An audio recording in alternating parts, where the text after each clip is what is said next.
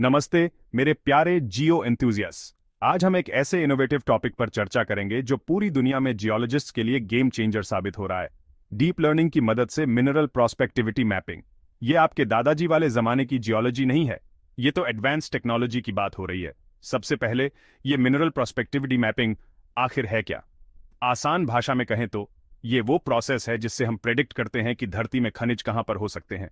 पहले के समय में इसके लिए फील्ड वर्क, जियोलॉजिकल रिसर्च और थोड़ा बहुत किस्मत का सहारा लेना पड़ता था। लेकिन अब डीप लर्निंग के आने से इस प्रोसेस में बहुत बड़ा बदलाव आया है। डीप लर्निंग, जो आर्टिफिशियल इंटेलिजेंस का एक हिस्सा है, वो न्यूरल नेटवर्क्स का इस्तेमाल करके बहुत सारे डेटा को एनालाइज करता है और पैटर्न्स ढूंढता है। सोचिए कि आप कंप्यूटर में हजारों जियोलॉजिकल मैप्स, जियोकेमिकल डेटा और रिमोट सेंसिंग इमेजेस डालते हैं। डीप लर्निंग मॉडल इन डेटा को सीखता है और उन एरियाज को आइडेंटिफाई करता है जहां मिनरल्स होने की संभावना सबसे ज्यादा होती है, वो भी पहले से कहीं ज्यादा एक्यूरेसी के साथ। इस बारे में एक बहुत ही अच्छी रिसर्च पेपर एमडीपीआई में पब्लिश हुई है, जिसमें बताया गया है कि कैसे ये टेक्नोलॉजीज मिनरल प्रोस्पेक्टिविटी मैपिंग में रेवोल्यूशन ला रही हैं। रिसर्चर्स ने कॉन्वोल्यूशनल न्यूरल नेटवर्क्स यानी सीएनएन्स का यूज किया, जो जियोलॉजिकल मैप्स जैसे स्पेशल डेटा को प्रोसेस करने में बहुत अच्छे होते हैं। इन नेटवर्क्स को पहले से ज्ञात मिनरल डिपॉजिट्स पर ट्रेन करके वो नए अनडिस्कवर्ड डिपॉजिट्स के बारे में प्रेडिक्ट कर पाए।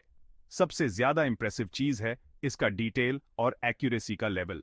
ये मॉडल्स अलग अलग सोर्सेज से डेटा को इंटीग्रेट कर सकते हैं, जैसे कि सैटेलाइट इमेजेस, जियोलॉजिकल सर्वेज और जियोकेमिकल एनालिसिस। और इसका रिजल्ट एक multi layered data driven map, जो उन एरियाज को हाईलाइट करता है जहां मिनरल एक्सप्लोरेशन के लिए सबसे ज्यादा संभावनाएं होती हैं। लेकिन बात सिर्फ नए डिपॉजिट्स ढूंढने की नहीं है, एफिशिएंसी भी उतनी ही इंपॉर्टेंट है। ट्रेडिशनल मेथड्स बहुत एक्सपेंसिव और टाइम कंज्यूमिंग हो सकते हैं।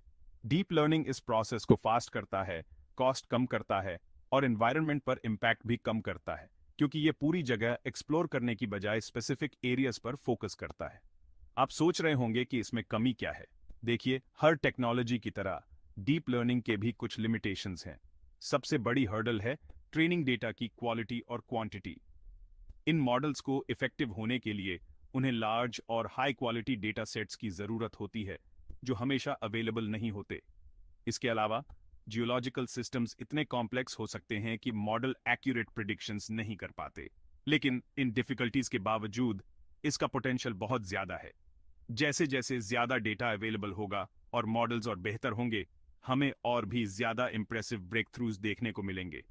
अंत में, डीप लर्निंग सिर्फ एक बज़वर्ड नहीं है, ये एक पावरफुल टूल है जो मिनरल प्रोस्पेक्टिविटी मैपिंग को ट्रांसफॉर्म कर रहा है। एआई का यूज करके जियोलॉजिस्ट्स पहले से कहीं ज्यादा एक्यूरेसी और एफिशिएंसी के साथ मिनरल डिपॉजिट्स ढूंढ सकते हैं। इस फील्ड में काम करने के लिए ये बहुत ही एक्साइटिंग टाइम है और मुझे बहुत उत्सुकता है कि ये टेक्नोलॉजी हमें कहां तक ले जाएगी। देखते रहिए। अगर आपको ये वीडियो पसंद आया तो लाइक और सब्सक्राइब करना ना भूलें, ताकि आप जियोलॉजी की नई नई अपडेट्स से अपडेटेड रहे। अगली बार तक एक्सप्लोर करते रहिए।